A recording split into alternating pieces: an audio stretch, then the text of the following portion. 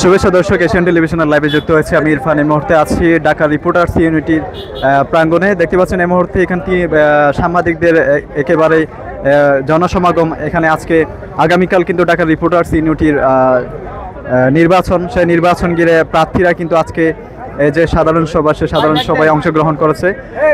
আমরা দেখছি যে এখানে যে ঢাকার বিভিন্ন সাংবাদিক সংগঠনগুলোর নেতা এবং নেতাকর্মীরা কিন্তু এখানে আছেন। আমরা আজকে সকাল থেকে কিন্তু এই বার্ষিক সাধারণ সভা কার্যক্রম চলছে দেখছিলাম, এবং সে সাথে আমরা একটু জানার চেষ্টা করবো এখানে যারা আছেন, যেসব প্রার্থীরা আছেন, একজন প্রার্থীর সাথে আমরা একটু কথা বলে জানার চেষ্টা করব। আমরা আপনার কাছ থেকে একটু জানার চেষ্টা করব যে আজকে যে পরিবেশ, নির্বাচনী পরিবেশ, আগামীকালকে নির্বাচনী পরিবেশ সব মিলিয়ে কেমন দেখতে পাচ্ছেন? ধন্যবাদ আপনাকে। ঢাকা রিপোর্টার্স ইউনিটির নির্বাচন বরাবর উৎসব মুখর হয়। আজকে সেই পরিবেশটাই বিরাজমান আছে, এবং এখানে একটা ব্যাপক সৌহার্দ্যপূর্ণ পরিবেশে ভোট হয়। ভোটের আগের দিন আজকে এজিএম, সেখানেও অনেক আনন্দঘন পরিবেশ বিরাজমান। আমরা আশা করছি যে কালকেও এই একই রকমের পরিবেশ বজায় থাকবে এবং ভোটাররা তাদের পছন্দের প্রার্থীকে ভোট দেবে। আমি তৌহিদুল ইসলাম মিন্টু, বাংলা নিউজের সম্পাদক। আমি ঢাকা রিপোর্টার্স ইউনিটির প্রেসিডেন্ট পদপ্রার্থী হয়েছি। আমি আশাবাদী, ইনশাল্লাহ আমি জিতব। জি, আমি প্রচারণা শুরু করেছি শুরুতে, আরও এটা বলা সম্ভব না, প্রায় 6 মাস আগে থেকেই আমি আমার প্রচারণা বিভিন্ন পর্যায়ে প্রচারণা করেছি। সবার সঙ্গে ব্যক্তিগত যোগাযোগ রক্ষা করেছি, তারপর আস্তে আস্তে প্রচারণা এসেছি। যেহেতু আমি নতুন প্রার্থী, সেই কারণে আমার প্রচারণার সময়টা একটু দীর্ঘ হয়েছিল। তো মোটামুটি আমি মনে করি যে এই পর্যন্ত প্রচারণায় আমি সফল হয়েছি, এবং আমি এই কারণেই আশাবাদী যে আগামী দিন যে ভোট হচ্ছে সেখানে আমি জিতবো ইনশাআল্লাহ।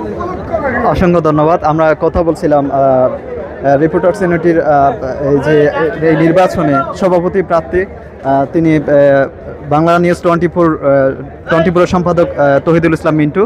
ওনার সাথে কথা বলছিলাম, এবং তিনি বলছিলেন যে নির্বাচনী পরিবেশ, যে আগামীকাল যে নির্বাচন, তার উৎসবমুখর পরিবেশে নির্বাচন অনুষ্ঠিত হবে সেটা তিনি প্রত্যাশা করছেন, এবং তিনি দীর্ঘদিন ধরে কিন্তু প্রচার প্রচারণা চালাচ্ছেন। আমরা এই বার্ষিক সাধারণ সভার যে মঞ্চ, আমরা এই যে একটা স্টল আমরা সেটি লক্ষ্য করছি, দেখতে পাচ্ছি এখানে একটি টেবিল সাজানো হয়েছে। সেই টেবিলে বিভিন্ন প্রার্থীদের স্টিকার কিন্তু এখানে দেখতে পাচ্ছি। এখানে আমরা যদি একটু নামগুলো পড়ে শোনাই, কিছু কিছু প্রার্থীদের পোস্টার।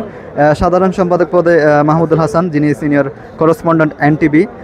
দেখতে পাচ্ছি ওমর ফারুক রুবেল, স্পোর্টস রিপোর্টার যুগান্তরের, তিনি ঢাকার রিপোর্টার্স এই কার্যনির্বাহী কমিটির ক্রীড়া সম্পাদক পদে তিনি প্রতিদ্বন্দ্বিতা করছেন, নির্বাচন করছেন। এবং সেই সাথে আমরা দেখতে পাচ্ছি এখানে সাংগঠনিক সম্পাদক পদে মোহাম্মদ সলিমুল্লাহ মেসবা, দেখতে পাচ্ছি অপ্যায়ন সম্পাদক।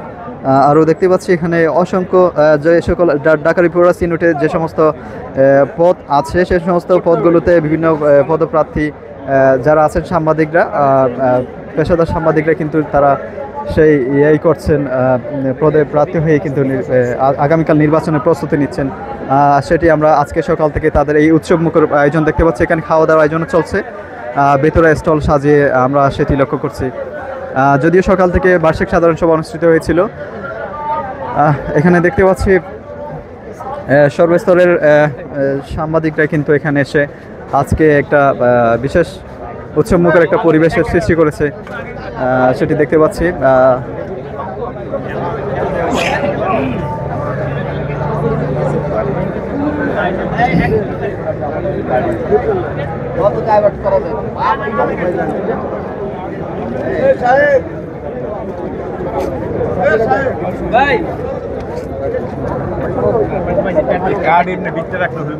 দর্শক, ঢাকা রিপোর্টার্স ইউনিটি প্রাঙ্গণ কিন্তু আজকে একেবারেই সাংবাদিকদের পদাচরণায় একেবারে উৎসবমুখর একটা পরিবেশ সৃষ্টি হয়েছে, আমরা সেটি লক্ষ্য করছি। দেখতে পাচ্ছি যে সকাল থেকে আজকে সারাদিন কিন্তু এই বার্ষিক সাধারণ সভার যেই একটা উৎসবমুখর পরিবেশ, আমরা সেটি লক্ষ্য করছি। সবার কাছে মেসেজ আছে।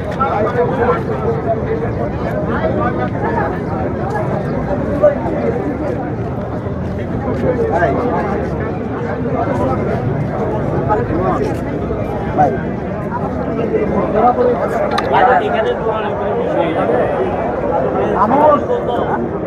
খারাপ হয় মানুষ।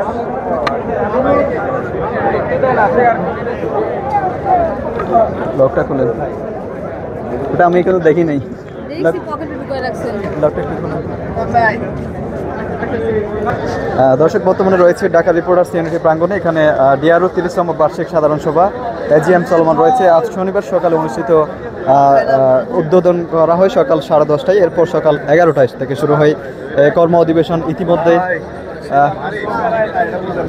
ইতিমধ্যে শোক প্রস্তাব, আর্থিক প্রতিবেদন এবং সাধারণ সম্পাদকের প্রতিবেদন উপস্থাপন সম্পন্ন হয়েছে।